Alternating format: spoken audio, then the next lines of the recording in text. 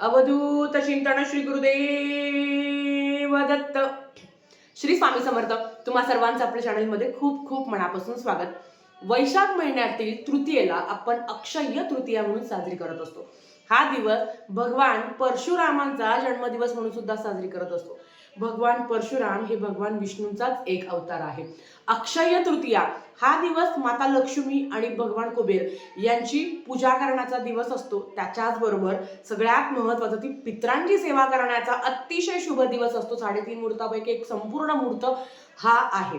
तर आता यंदाच्या अक्षय तृतीयेला अशा काही लाभदायक वस्तू तुम्ही खरेदी करू शकता. आणि खरं तर अक्षय ज्याला कधी क्षय नाही, जे कधी संपणार नाही, ह्या दिवशी केलेलं कार्य, या दिवशी केलेली खरेदी, ह्या दिवशी केलेलं दान, जे अक्षय काळ तुमच्या सोबत राहील, ज्याला कधी क्षय नाही, जे कधी संपणार नाही. आजच्या व्हिडिओमध्ये आपण त्याच्या संदर्भातली माहिती घेणार आहोत की अक्षय तृतीयेला आपण काय अशा महत्त्वाच्या वस्तू आहेत ज्या तुम्ही तुमच्या वास्तूत आणायला खूप जास्त महत्त्व आहे.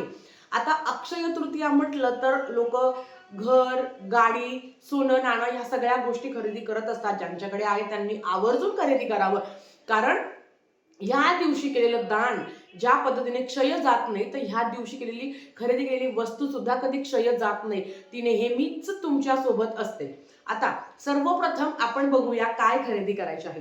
आता अक्षय तृतीया, तर तृतीया तिथी ही 19 तारखेला दुपारी 3:39 पर्यंत आहे.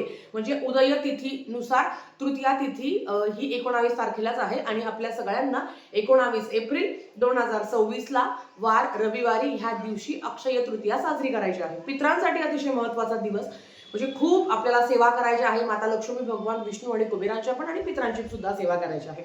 आता कुठल्या वस्तू आहे ज्या तुम्ही खरेदी करू शकता. आता सोन्याचे भाव बघायला गेलं तर भरपूर आहे, पण हो, गुंजभरही सोनं जर तुमची परिस्थिती असेल तर नक्कीच तुम्ही ह्या दिवशी सोने खरेदी करू शकता.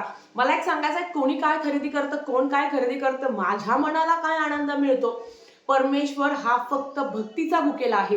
देवघरात एवढे यंत्र आणि त्या यंत्राला जर तुम्ही बघत नसाल तर काहीच अर्थ नाही आहे.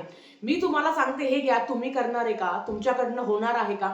आधीच सांगते, ह्या जर गोष्टी तुमच्याकडे होणार असेल तरच तुम्ही ह्या वस्तू खरेदी करा, नाही तर काहीच खरेदी करायची गरज नाही. ज्या महत्त्वाच्या वस्तू आहेत ज्या तुम्हाला अक्षय तृतीयेला खरेदी केल्याच पाहिजे, ज्याने आपल्याला आनंद मिळेल आणि ज्याचा खरंच मान आहे.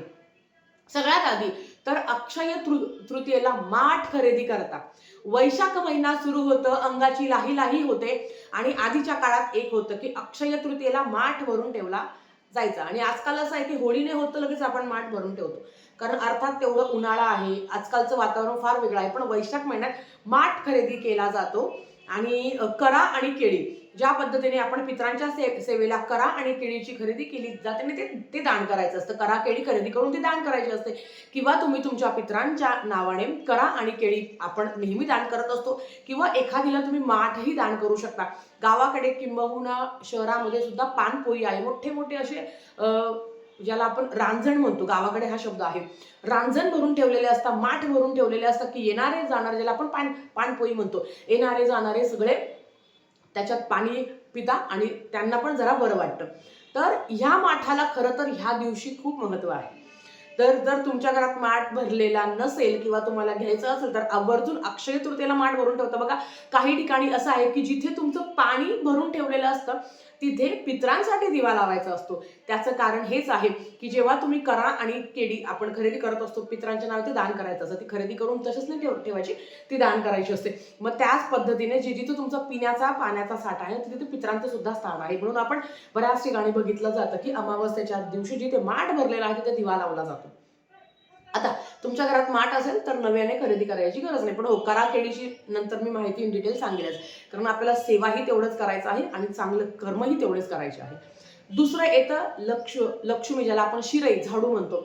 होय, अक्षय तृतीयेला लक्ष्मी स्वरूप जी झाडू आहे किंवा जी शिरई आहे ती तुम्ही खरेदी करू शकता. आणि भगवान विष्णू, माता लक्ष्मी आणि कुबेरांच्या पूजेबरोबर तुम्ही त्याची सुद्धा पूजा करू शकता. दुसरं येतं महत्त्वाचं ते मीठ. आता मार्गशीर्षच्या गुरुवारच्या कहाणीमध्ये मिठाचं महत्व आहे. मीठ मीठ मीठ हे लक्ष्मीकारक आहे. पांढरं शुभ्र आहे ते लक्ष्मीकारक आहे. आणि खरं तर अन्नाची चव, कितीही शाही जेवण असलं तुमच्या घरात, पण जोपर्यंत त्याच्यात मीठ येत नाही तोपर्यंत अन्नाला चव राहत नाही. म्हणून मीठ आहे. आणि लक्ष्मी पूजनाला सुद्धा मिठाचा मान असतो. मीठ खरेदी करून त्याची पूजा केली जाते.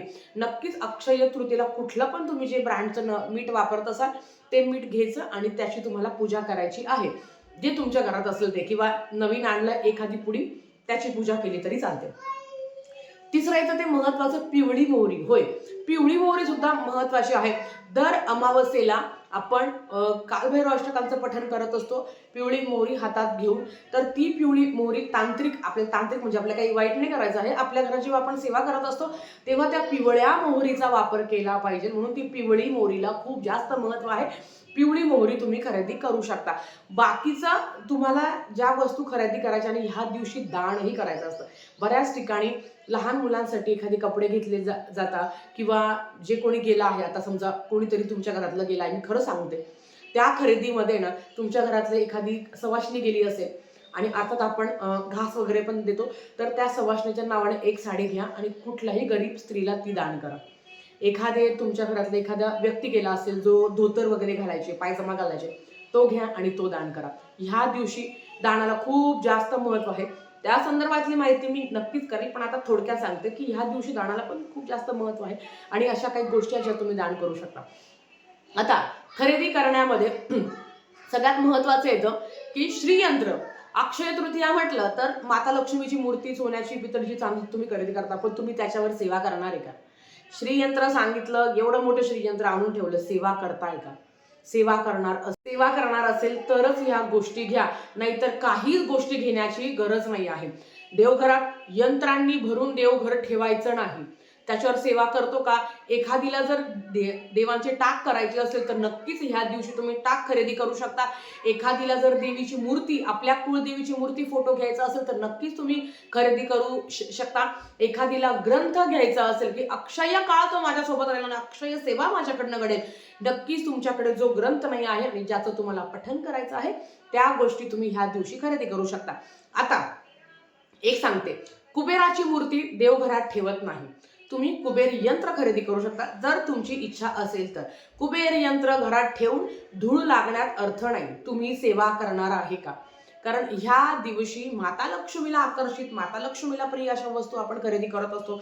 त्याच्यामध्ये श्रीयंत्र आहे, माता लक्ष्मीची मूर्ती आहे, फोटो आहे, गजंत लक्ष्मी आहे, पण उगाचच देवघरात गर्दी करण्यात अर्थ नाही. मैत्रिणींनो, देव हा फक्त आणि फक्त भक्तीचा भुकेला आहे. तुम्ही एवढं आणलं तर लगेच देव तुम्हाला पावणार नाही आहे. जोपर्यंत आपली श्रद्धा, विश्वास वाढत नाही आणि आपले कर्माचा भोग आपला कमी होत नाही तोपर्यंत साक्षात परमेश्वरही आपल्याला मदत करत नाही. कारण तुम्ही आणि तुमच्या कर्मामध्ये देव कधीही आडवा येत नाही. मंत्र, यंत्र सगळे ठेवून लगेच देव पावणार आहे, पैसाचा पाऊस पडणार आहे असं अजिबात नाही. आधीच सांगते, तुमच्याकडे श्रीयंत्र नसेल आवर्जून खरेदी करा, पण तुम्ही सेवा करणार आहे का? दुर्गाष्टमीला, पौर्णिमेला तुम्ही सेवा करता का? होणार आहे का? आपल्या मनाला हा प्रश्न विचारा की बाई तुझ्याकडनं होणार आहे का? उत्तर आलं हो तर बिंदास घ्या, काहीच हरकत नाही. त्याच्याच बरोबर काही महत्वाचे आहे. आता तुम्ही ह्या दिवशी धान्य सुद्धा भरून ठेवू शकता. गहू, तांदूळ, बाजरी काय असेल आपण वर्षाचा साठा करतो ते सुद्धा करू शकता. कारण हे केल्याने अक्षय काळ ते धनधान्य आपल्याकडे राहील, त्याची कधीही कमतरता भासणार नाही. या दिवशी थोडं तरी अन्नधान्य घ्यावं, या दिवशी साखर तरी खरेदी करावी, या दिवशी तांदूळ तरी खरेदी करावे. चांदी, शुक्राचं प्रतीक आहे. पांढऱ्या शुभ्र वस्तू तुम्ही खरेदी करू शकता जर तुमची इच्छा असेल तर. त्याच्यामध्ये धान्याचा खूप मोठा हातभार आहे. गहू तरी खरेदी करा, तांदूळ तरी खरेदी करा, कारण तो अन्नधान्याचा साठा क्षय काळ, त्याला कधी क्षय नाही आहे. तुमच्या घरातही कधी अन्नधान्याची कमतरता भासणार नाही. बऱ्याच वेळा कमेंट्स आल्या की ताई आता अन्नधान्याबरोबर येतो, ज्यांना आपल्या घरात उंबरठा लावायचा आहे ते खरेदी करू शकता. त्याच्याबरोबर तुम्हाला जर तोरण खरेदी करायचं असेल तर ते तुम्ही खरेदी करू शकता. ज्या वस्तू आपल्या घरात नाही आहे त्या आपण ह्या दिवशी खरेदी करू शकतो. पण खरं तर सगळ्यात महत्त्वाचं आहे मीठ, माठ किंवा कराकेडी ज्याला आपण म्हणत असतो, आणि आपल्याला लक्ष्मी ज्याला आपण झाडू म्हणतो, अन्नधान्याचा साठा ह्या दिवशी मातीची वस्तू खरेदी करणं सुद्धा खूप चांगलं मानलं गेलं आहे आणि कुठल्याही धातूची वस्तू तुम्ही खरेदी करू शकता, लोखंड सोडून असं म्हणता. मग तुम्ही म्हणाल ताई मग गाडी खरेदी नाही करायची का? तर गाडी अर्थात आपली एक लक्ष्मी असते आणि गाडी ही लोखंडाचीच असते, पण असं म्हणता लाईक तवा, कढई ज्या लोखंडाच्या आहे त्या ह्या वर्षी म्हणजे याला खरेदी करू नये. कुठली धारदार वस्तू खरेदी करू नये, म्हणजे कातर आहे किंवा सुई आहे किंवा सेफ्टी पिन आहे, अशा ज्या टोकदार वस्तू आहे ना त्या ह्या वर्षी म्हणजे ह्या काळात खरेदी करू नये असं म्हटलं गेलं आहे. बाकी तुमची इच्छा. अक्षय तृतीयेला दान धर्म, खरेदी करणं आणि सेवा हे 3 मूलभूत अंग आहे आणि सगळ्यात महत्त्वाचं असेल तर ते दान धर्म करणं. कारण पितरांच्या स्मरणार्थ ज्यांनी आपल्यासाठी खूप काही केलं आहे त्यांच्यासाठी दान करणं. कारण वैशाख महिना आहे, मृत्यूनंतरचा आत्म्याचा प्रवास हा तेवढाच खडतर असतो. आपल्यासारख्याला आपण घरात राहूनही आपल्याला इतकं गरम होतं, तर त्यांच्यासाठी दान करणं ह्या वस्तू खूप महत्त्वाच्या आहे. या गोष्टी खरंच खूप महत्त्वाच्या आहेत. ते कसं दान करायचं, ते काय दान करायचं ना या संदर्भातली माहिती लवकरच येईल. आजच्यासाठी फक्त इतकं झालेली सेवा स्वामींच्या चरणी मी रुजू करते आणि आजचा व्हिडिओ इथेच थांबवते. आवडला असेल तर लाईक शेअर सबस्क्राईब करा. व्हिडिओ परत अशाच एका नवीन व्हिडिओसोबत. तोपर्यंत श्री स्वामी समर्थ.